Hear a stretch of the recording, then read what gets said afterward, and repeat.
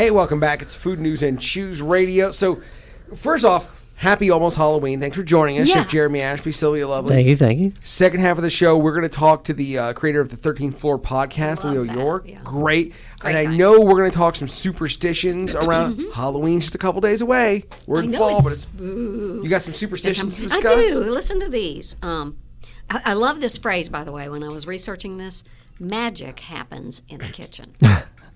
Don't you love that? Yeah, I mean that's magic does happen in the kitchen because that's my motto, right? Yeah, it's right. you. Sorry. I mean, it's just like when you're putting stuff together and you're feeding people.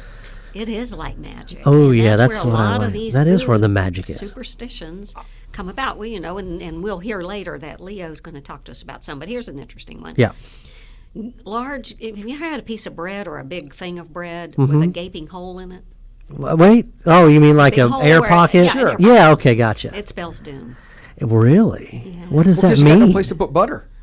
Yeah, I mean, I'm with you. You also got ripped off. Keeping track of this. Yeah, I don't know if I was keeping track of it, but it spells doom. I thought that was interesting. So there's a meme. So that's just bad luck, you mean? Yeah, bad luck. There's a meme I saw that you just made me think of. And the meme is, if you Google it, you'll see it says, soup is witchcraft. And I was like, how? Well, we put plants, spices, and dead animals into a cauldron, follow instructions from a book written by old dead people, and then magic. I was like, well, yeah, magic. soup, when you really think about it, soup is pretty much... is that amalgamation Yeah, of it's a witch's magic. spell. It's a book written by old dead people. You put your plants and your spices in, you stir it, and soup is pretty Gosh, much I've never... witchcraft. Maybe that's a new sub-career for me. I've never thought about cooking potions. Yeah. Maybe there's some real stuff out there. And, it makes me think, too, Better of be good at it. gravestones, which are going away, by the way. People aren't being buried anymore. They're Right. cremated. But old gravestones, that there's a big movement across the country to find the ones that have recipes on them. Yeah, so that you were telling me about this, Sylvia, and like you said that there literally is a collection throughout the nation, maybe the world, and people put their famous recipe Did on. I ask you which recipe you'd put up? I don't know. I mean, it seems like it's going to be lobster crepes or cornbread or something like that. How about you, Twitch? Oh, man. I don't know. That's a good. I probably put my chili recipe on there. Chili recipe. You got to love your chili. If you make a chili, everyone's got to have one go-to chili recipe that they just hold. Oh yeah. Well, mine is my noodleless lasagna. Yes. I like the idea of putting a recipe on it because you go to a grave, you go to say, goodbye to someone, or you go to visit them. I like because I think food is the ultimate greeting. It's the ultimate thing we connect with. And by having just a symbolism, having a recipe on your grave is a symbolic way of connecting with future generations. I think it's fantastic. I mean, I can just see, I replay the picture in my head of just this town lady that had the best this, and everybody knew about it, and everybody wanted the recipe, and finally at the end, she gave it out. Breaks down, and I wonder if Critchfield's fried chicken recipes on a gravestone somewhere. See, that would be a Colonel's. really good example of that. Because remember, we tried to pry it out of her that day when she was a guest. Right, and who wants to take that knowledge with them, right? You got to learn to teach other And- people how to make those And biscuits. it's interesting you would choose that knowledge Yeah. to leave on your forever stone, and that's going away because people don't have stones anymore, which is kind of interesting. Maybe some recipes really are that important to families too, though. Yeah, as in cookies, things like maybe that. it's something that they always had, or their mother was good at, or they could afford. That maybe it, surrounded, or it was basically about the staple of the town, like whether they grew corn or wheat, or that's pretty interesting stuff. It is. I like that. Also, I as you get older, you think more. Not that it's a death. Not that you want to think about death, but death is obviously an inevitability. And Sure. you think more of coming to terms with it and trying to make. And what is your contribution? And right? So many cooks or so many grandmas, and particularly it was women at that time. And now we have more men who are thinking in light of that. But of what am I leaving to the world? I'm not the CEO of a big corporation. I didn't go out to work every day. I was the home But I took care of people. I took care of people, and putting a recipe that was nurturing to people. This biscuit recipe made all this possible. Yeah. I mean, it fed a family and kept everybody maybe a farmhand, like field of farmhand workers. Don't you think most of the memories you have of people who are passed are somehow related to food? They're, it's just a. Don't even get me started. That's like all of my memories of my grandmother and granny. Yeah. My favorite grandmother story is my aunt made a rum cake, and my grandmother was a teetotaler, and she'd go by that cake and she'd get a little bite of it and talk about how great that cake was. And we just had such a fine time with that. Teetotaler. I have a weakness for rum cake, and simple rum cake too. I'm just talking like even almost you could take just a yellow cake and bake it and sugar the top and pour rum all over it. Okay, spiced rum, and I love it. Is that how you make a basic rum cake? Yeah, I think it's basically the one I make is kind of a cross between like just a yellow cake and pound cake. And typically we'll sugar the top so there's almost like a caramelized crust, golden crust around it, and then I'll drench that with spiced rum and then sugar the top again. What spices do you put? So you've got basically clear rum, spiced rum. There's different kinds, but it's got spiced rum. Yeah, and it literally does have spices in it, so it tastes like it's the sweet spices like cloves, cinnamon. Oh yeah. That kind of stuff. So it kind of has that natural holiday flavor to it. But I love rum cake. Love it. I mean, I can pour like 2 cups of raw rum all over it and still just enjoy every bit of it. It gets you drunk. And it's so funny. I do remember as a kid eating the rum cake. They always give the rum cake to the kids at night because it made us go to sleep. Oh, I love that. It made the kids sleep great. Yeah. Well, I don't sleep well. Maybe I ought to make myself a rum cake. Rum cake. Enjoy it. I kind of want some rum cake now, honestly. Would you say it's a fall cake? Rum cake is a fall Christmas kind of thing? It sounds like a toddy. Physical structured toddy. What's that? The rum cake? I mean, I know it comes out of the Caribbean. Just that because it's rum, right? Yeah. But if you think about it, in the fall and into the winter, that's when like tropical fruits and stuff are coming up from that area. So maybe it is the sign of the season. Really, things coming up from that area. Because I think of rum being Caribbean, but not rum cake. I think of that as being wintry. I wonder if it was a way, because we're going to talk about this in the next hour with 13th floor host Leo York, how everything that was thought of magic, thought it was actually very practical to them, and I wonder if it was a way to preserve the cake. Just keep the cake fresh. Soak it in alcohol. That makes the cake fresh. Perfect sense. I mean, that's you didn't waste anything. If you drink beer, if you've ever had an IPA, India Pale Ale, the only reason IPA exists is because they added hops to beer so they could send it to India because the hops preserved the beer. Fascinating. And then people are like, this is good beer. And it just happened to be one of those happy accidents. Yeah, I think you might be right here because I just kind of looked up rum cake for a second, and it seems like you can buy some packaged Caribbean versions that are in a box, kind of like a jam cake. Yeah. Which is meant to, be made and put away forever, really. I mean, those things last forever. So I think, it's probably a long traveling cake. Yeah, it's probably something you took on a boat with you when you went to the Caribbean. Fruit cake, too. Fruit cake, same thing. Lasts forever. Exactly. And you know what? So not me personally, but my father-in-law has some fruit cake that is years old. Really? And they cover it so it's you eat a little, then you pour a little as it evaporates. You pour a little more bourbon on it, or I think it's bourbon. But yeah, I mean, there are people who have fruit cakes that are old. For real? I didn't know that. Yeah, they can. Yeah, I thought you just put them out. Somebody has like one little sliver, then you throw it. Yeah, then you throw it away. So I'm one of those weird people. I really like. You like fruit cake? Love fruit Well, there is something wrong with you. No one. You ain't right. No one makes a good fruitcake anymore. Well, you can't find them. You cannot. My father loved them. So the best fruitcake I think in the world is actually from Kentucky. There is a group of monastery in Kentucky. Oh yeah. That makes fruitcakes. Gethsemane. Yeah, that's it. Yeah. And they make what I think is the best. Fudge. They make fudge, but they make to me the best fruitcake on the planet. See, I don't really. It's got bourbon in it. Never really found one I loved, but I guess I do make one that's I call it the ultimate banana bread, and it's based around a fruit cake because that's good. The cake part is banana, but then it has like dried mango in it, golden raisins, all kinds of nuts, and different chocolate chips are in it too. So I don't know what the stuff is inside a fruit cake because there's like the green jelly things, and obviously there's some nuts. There's red. It's a lot of weird like neon colors. I don't know what it is, and a real fruit cake doesn't have a lot of cake to it. No, it's really mostly fruit. Yeah, it's a very dense, dry that fruit stuff. I mean, I think you can buy that fruit what that ever is. I don't Yeah. know. I don't eat No it clue. enough But it's to. a lot of dried fruits and nuts, and it's just enough to hold it together. Mm-hmm. And then you soak it in alcohol. Then you eat it. Yeah. Then you wring it in your well, mouth. 'tis the season. Bring There it you go.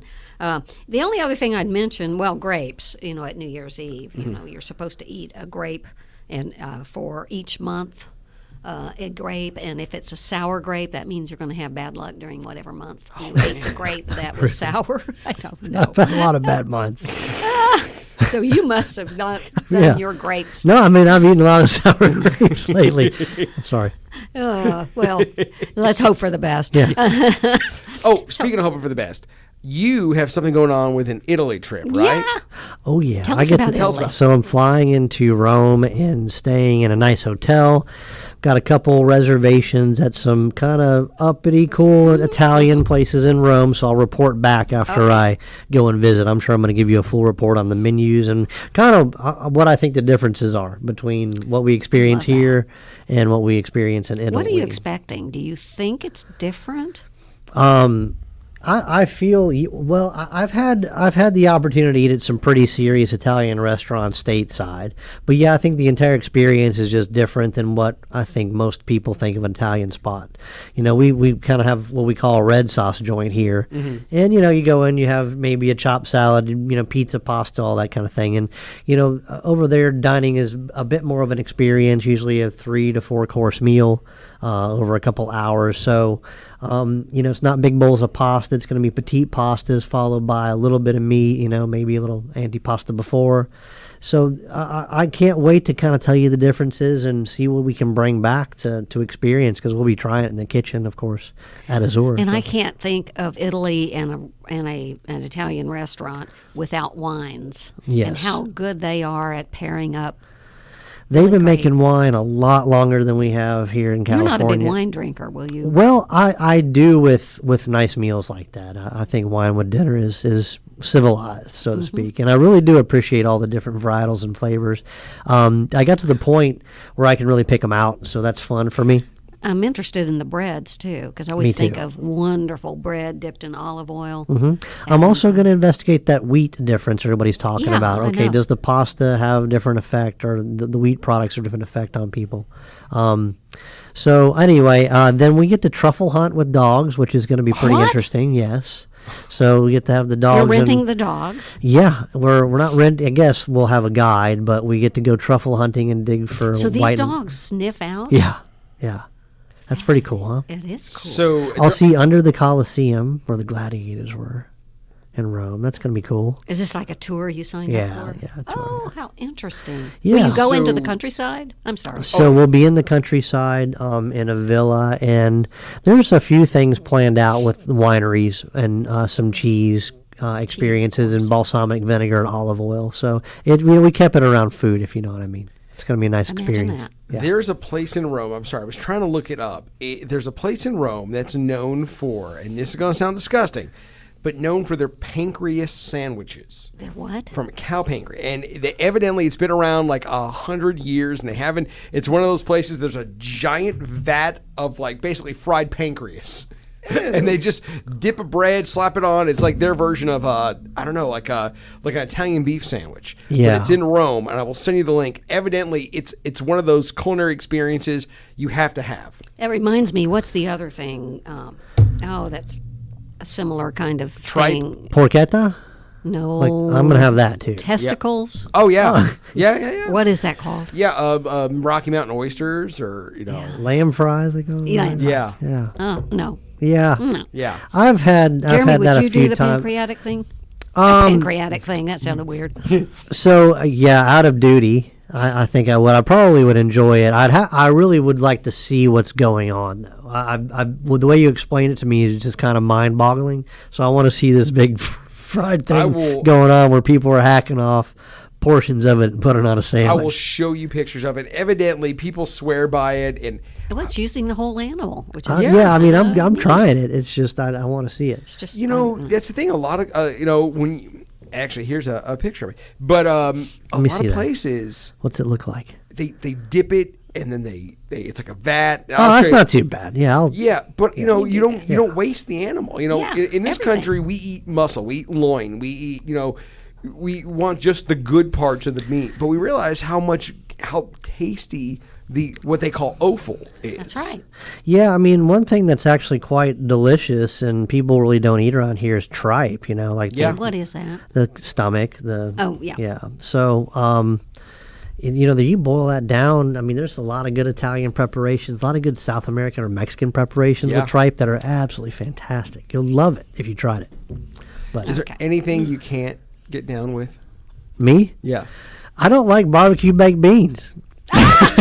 I think they're gross. What is wrong with you? I don't know. I'm serious. That's about the only thing I don't get down on.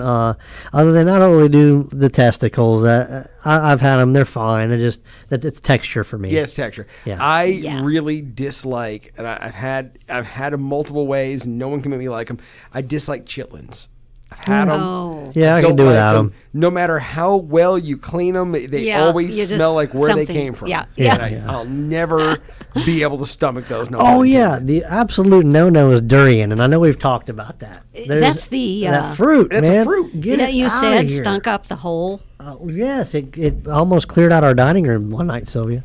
Wow. Terrible. I can't get past the smell of it. Durian is it should be on the Halloween episode. I'm glad we're talking about it. Well, It's speaking scary. of things that are scary, when we come back, we're going to talk Yeah. to Leo York from the 13th Floor podcast about some crazy superstitions, magic, and all kinds of things. So don't go anywhere. It's Food News and Chews Radio.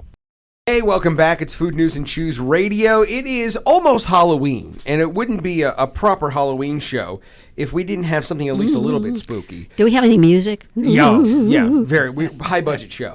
I know. That's what Very I high figured. Yeah. Yeah. Leo York making his second appearance on the show from the 13th Floor podcast, which is explain. Like, how would Yeah. you describe the podcast? to 13th people? floor says a Sure. lot. Yeah. Yeah, it's we talk about spooky, paranormal, strange conspiracies, and we do it with kind of a more lighthearted glance at it than most other folks. Is there any one that you think is just ridiculous when it comes to conspiracies?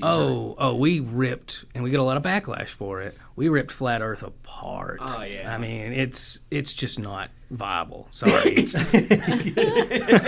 I never understood the flat Earth. Do you know about the flat Earth conspiracy? No. There's a I'm lot of Alateen. people, and I say lot. Well, I know there are people who believe Okay. that. It's pretty prominent. Yeah. Yeah. It's somewhat mainstream, and they believe the Earth is flat, and we've been lied to. There's an ice shelf around the world. Yep. But what they've never been able to, and no one's ever been explained to me, is why.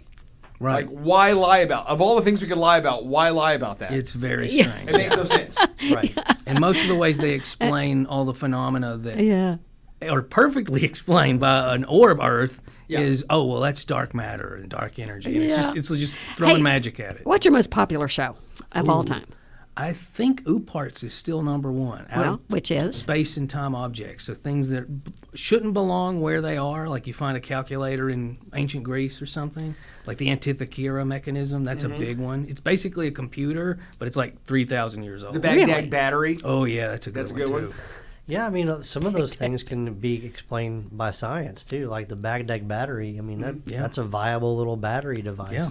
But yeah, I mean, How- But it was 2,000 years too soon. 2,000 years Right. too soon. How Yeah. interesting. Oh, fascinating. But you're here today. Yes, It's thank you. Halloween, a Yeah. couple of days before Halloween. Perfect time of year. And you're going to spook us and scare us to death, aren't you? Going to That's tell us correct. about hauntings and superstitions. And, Yep. well, we were having a great conversation before we went on air about superstitions really grow up in places like Eastern Kentucky, places where people live close to the land. And they listen to nature. The Native Americans had a lot of that. And also places where people are somewhat isolated. Yes. When you're in a holler or you're in a little village, like we talked about this off the air, my grandmother's from Sicily, and she Right. lived in a little village, and there wasn't a doctor in every village, or wasn't. So they had to come up So with they had remedies. They had women that did. Here we call them kitchen witches, or Yeah. in Eastern Kentucky they have a name. Root but- workers, yeah. Yeah, exactly. So there's every culture has some version of that. Yeah, no, definitely. There's an inherent need, I think, as part of the human condition to be shamanistic. Which, Right. To me, lends credence to the idea that maybe we really do live in a shamanistic world, and we're there's just something denying beyond. it with modernity. Yeah. And our minds are limited to, and there's What we has to be perceive. that one wise person. And Twitch, I think you were saying frequently, and most of the time, it's a female, In older most woman. cultures, it's an older woman who, you look at... It's magical. Yeah, you look at European traditions and Eastern Kentucky traditions and around the world, almost everywhere except for South America, where it's usually a male shaman. But the shaman is, whoever, male or woman, is generally the wise person, and the You all older, wiser. You didn't know that I was in your midst, did you? I think it's interesting that was such a part of the culture back then. I think spirituality was much more present, and then society kind of now puts that on the fringe. Any kind of that's not maybe a church or an organized religion, any of that kind of fringe witchcraft is. You're not supposed to look at that. Right. But that was part of people's lives every day. They didn't even notice it. Most pagan religions didn't have a name until they encountered another religion to compare themselves to. And Right. Yeah, when I went to Japan, I was really in awe of the culture, because if you talk to most folks in Japan, they'll tell you they're not religious, which is why most people think Japan is a largely atheist country. But when I was there, I noticed that wasn't the case at all. It was just part of life so much that it didn't need a name and it didn't need to be called attention to. Wow, that's a really interesting I never really thought of it like that. Yeah, like you can ask a Japanese person in Japan, like, are you religious? No, I'm not religious at all. Well, why do you say itadakimasu before you eat? Well, you have to say that. And it's like, well, why not? Why not just not say it? Well, it But shows gratitude. there's a lot of honoring of the dead in Yes. that culture, and a lot of in the Shinto and there's a lot of food superstitions Yeah. in relation to that. Like, it's very rude in a Japanese restaurant to put your chopsticks upright in the bowl of rice, and it's because it looks like incense at a funeral. And similarly, you don't pass food chopstick to chopstick, because after someone's cremated, that's how they pass the bones to their final interment. Oh, wow. So, yeah, that's why if you go to a Japanese place, don't jab your chopsticks. I thought all you had to watch out for was to slurp your noodles. Stab my rice. I mean, I thought all you had to do was slurp your noodles. You also don't pour your own drink. Yeah, there was something about burping after a meal being a compliment, though. in some places, and yeah, it's interesting. Slurping, burping, Yeah. it's all- making Yeah, noise. it's all good. It's like an enjoyment. Yeah, it shows food enjoyment. is a visceral experience. Sure. And you should enjoy it in a visceral way. Slurp. So we're told not to make or have eating noises on the air, because some people are turned off by that. I know, that is I interesting. don't know. There's some kind of eating and food sounds can be kind of the ASMR, they call it, right? Oh, right, yeah. Well, when it comes to like slurping, there's a practicality to that because it aerates the liquid so that you can experience more of the flavor. I like, It I was like hard that to do. fancy kind of talk too, but it's really like you're trying to get it in there. It was fast really as hard you to can. do, though, as an American, to slurp acclimate your to it, yeah. noodles. But I mean, I got into it. The only thing you shouldn't do is chew with your mouth. With the sound of chomping is just the worst yeah. sound. Yeah. Mouth. Ugh. I've been on a few podcasts where people will smack their lips too, and it's always like, stop. So you have a couple of superstitions and a Absolutely. couple of hauntings to talk to us about today. Interestingly enough, Twitch, you had mentioned that your grandmother was from Sicily and practiced a form of Italian folk magic. Yeah. And a lot of that revolved around... It's all true, yeah. Yeah. A lot of that revolves Now around... explains a lot. A lot of that revolves around repelling the evil eye, or in some The cases, Agordina, the casting evil eye. it. Exactly. Yeah, my grandmother literally used to do the That's the evil Lord eye. of the Rings? No, so the evil eye is almost, you call it demonic. My grandmother would, for lack of a better word, hex people with the evil eye. And that's a legitimate thing in a lot of Absolutely, Southern yeah. Italian culture. Oh, yeah. Yeah. Is that maybe Like looking today at the 'em stinky eye? crossways? Is that what Yeah. you're saying? Is Or it? is it like a symbol Kids or say a- that. Oh, that's No, a the does. evil eye is it's a Well, thing. there is an amulet Yeah. though. It's like a blue the lapis crystals lazuli are- looking okay, eye, like rock. yeah. Which that is kind of what I wonder is the origin of this particular superstition. And you see it in lots of cultures where garlic is present. Garlic repels evil. Yeah. And originally we think of it now more so like vampires. But really, garlic repelled the evil eye. That was why people would hang it up in their windows. That, and it's practical because it's a good way to dry it. But I have wondered, what the reason for that. Like, why is garlic so prominently associated with repelling evil? And I can think of 3 reasons, and 2 are kind of out there that I just sort of thought up, and one's more practical, which Okay. most magic has a practical root. One, these evil eye amulets, they're these azure-looking irises with these clear pupils. Well, if you actually cut garlic, a lot of times when you've got the sprout in it, it actually resembles that amulet. Oh. So I wonder if there's that connection. That's just me wondering that, though. Well, And- yeah, but things do have connections Exactly. throughout Well, that's sympathetic folklore. magic. You know, if something looks like a something, and that's also instinctive. Like little kids will put flames on their bicycle to make it go faster. That's sympathetic magic. It's like, well, yeah, fire's fast. I Fire's get fast, it. right. Yeah, the red bike is faster than the blue bike. Well, another connection possible that I've wondered about is the word for garlic, allium, comes from the word for wing, what I was gonna aloe. And, Oh. you know, if you look at a clove of garlic, it's got these little papery projections that kind of look wing-like. Well, in old, I'm talking Greek and Roman and Etruscan amulets, they would put wings on all sorts of stuff to repel stuff.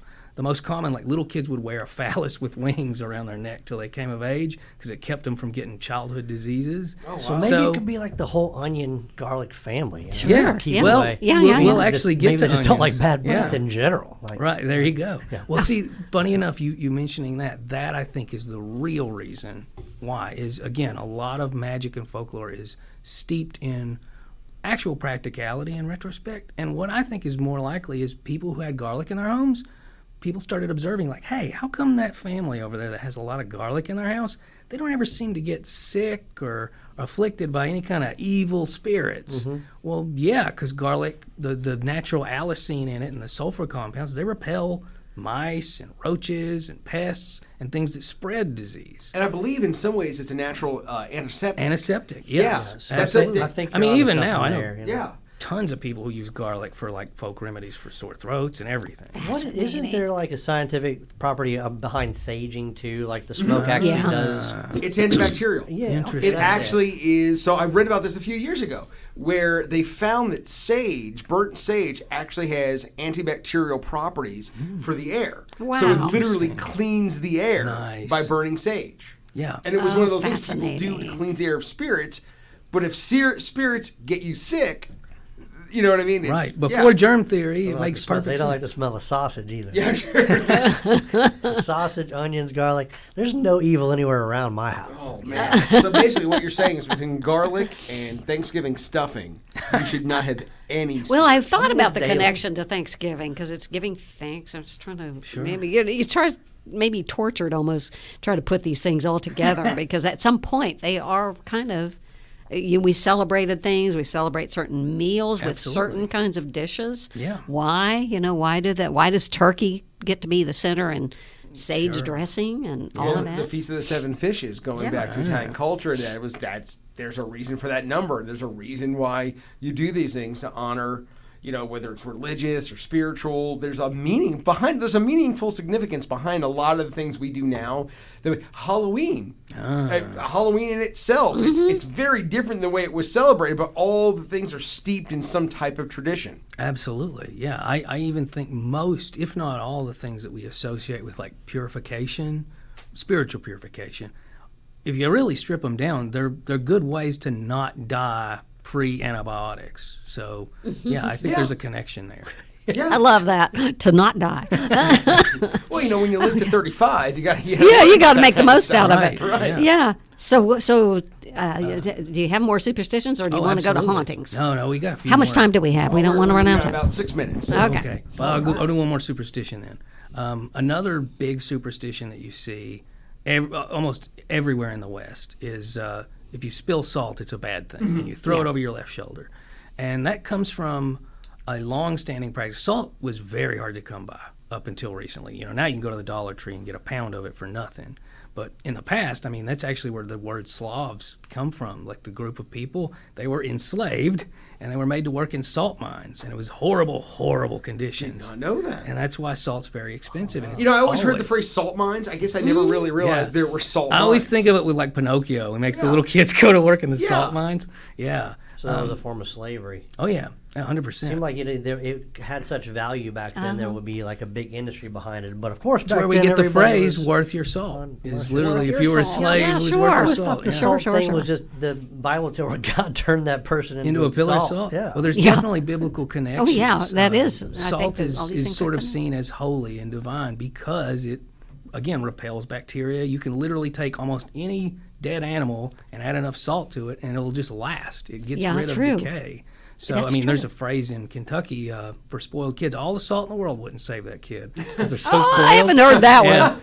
yeah. great. Southeast Kentucky, you hear it a lot. But yeah, so spilling salt is sort of seen as wasting something that's holy, that's sacred, that helps keep you, again, alive.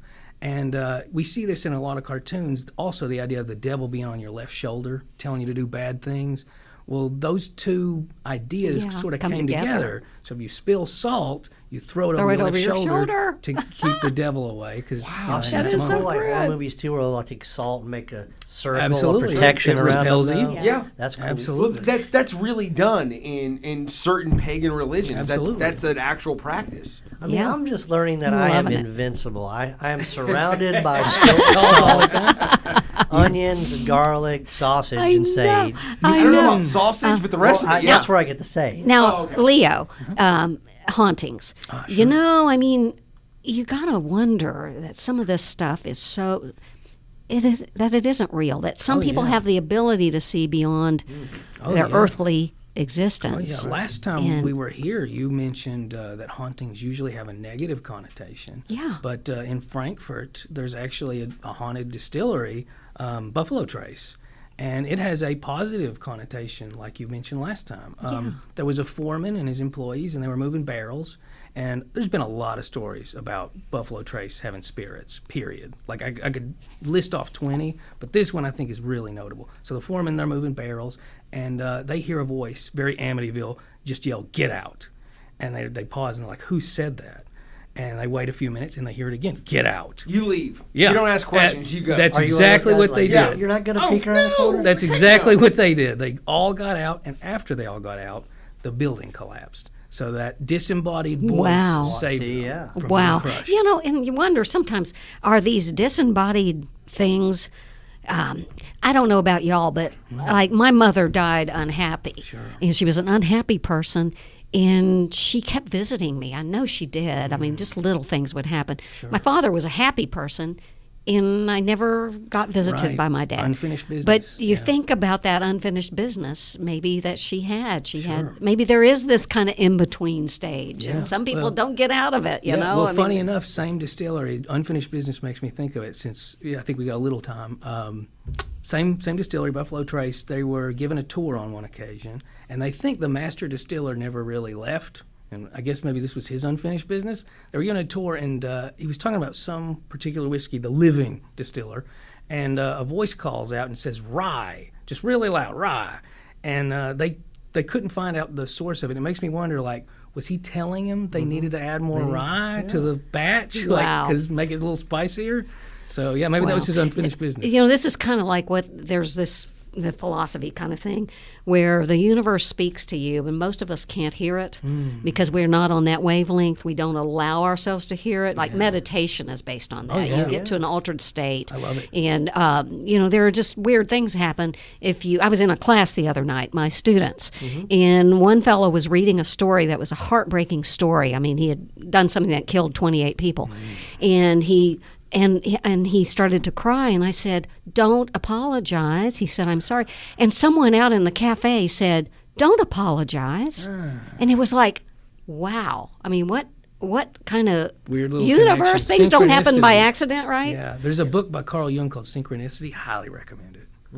Synchronicity. I think it's why they say, children and animals have these experiences more. Yeah, And yeah. I think you kind of whether it's a vibration or whatever, you teach yourself as you get older to ignore it. Yeah. And you talk yourself out of these things. And when you don't have those preconceived notions, your mind's much more open to things. Yeah. It is, definitely. and you transcend. What is it, yoga or meditation? All of those things take away that little voice that holds you down. Right. That's some huge stuff. I mean, some of It the deep is. focus meditations and, where you're unlocking chakras and unlocks going up to something. the top level can put you in a state of utter peace where you almost have a connection to another level. To infinity or It's whatever very, you very want to call it. spiritual, very religious in some Yeah. senses. And speaking of foods, and it's not technically a food, but it's a drink. When you look into like research on ayahuasca, and certain hallucinogenics that are used, Yeah. that kind of they open up. It's funny. It's people who do that have very similar experiences. And we just they're seeing the same thing. we just hope that they don't try to shut down the engines of an airplane. Right. Yeah. Absolutely. Oh, my that's God. real life scary. Yeah. On that note, man, Leo, great talking to you. 13th Floor Podcast. Thanks for Check having me. out all the back episodes at 13th Floor Podcast. Get it wherever you get your amazing award-winning podcasts. Awesome, man. Thanks so much for having me. It was great. Thank you for thank coming. you, Great Leo. to talk to you. Back in a moment. Food News and Shoes Radio.